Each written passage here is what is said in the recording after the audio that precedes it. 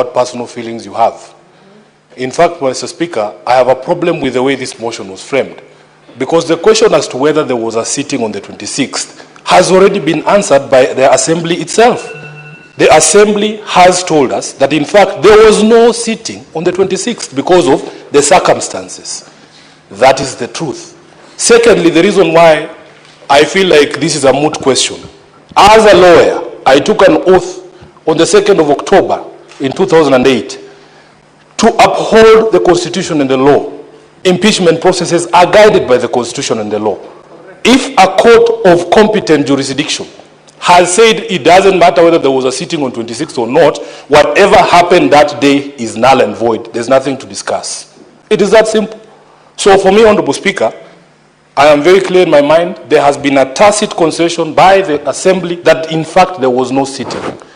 There is a second limb that in fact there is a court decision. Senator for Nairobi City County.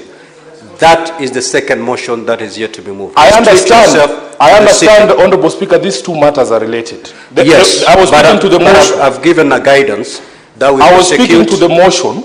The motion is whether there was a sitting, and the question of whether it is a question to be put anyway is what I am addressing, Honorable Speaker, with due respect. I have had senior colleagues in the profession, and I have tremendous respect for all of them. It will be the darkest day, Honorable Speaker, when me, as a lawyer who is also an appointed officer of the court, the person who has been crying all over the place saying we need to respect the rule of law, and that the cornerstone of rule of law is obedience of court orders. I was one of the lawyers for Miguna. We got almost 12 court orders. They were all disobeyed by some people now who are running around telling us about court orders in this country. So, Honorable Speaker, for me, the question as to whether there was a sitting has already been answered by the Assembly themselves, and the answer can be played back. You will hear counsel admitting that in fact the circumstances on that day did not favor a sitting. They have had to go and repair and look for Hansard material because of that circumstance that he told us about. If you don't follow procedure, Honorable Speaker, it doesn't really matter. These conversations that the majority leader was inviting us to have, we have committees of this House whose work is to look into affairs of county governments. And in fact, we have done it in the county of Nyamira.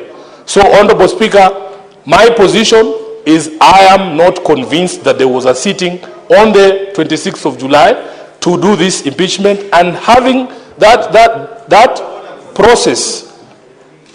Senator for Nairobi City County, just take a seat. Senator Mandago, what is your point of order? Yes, Honorable Speaker, I didn't want to interrupt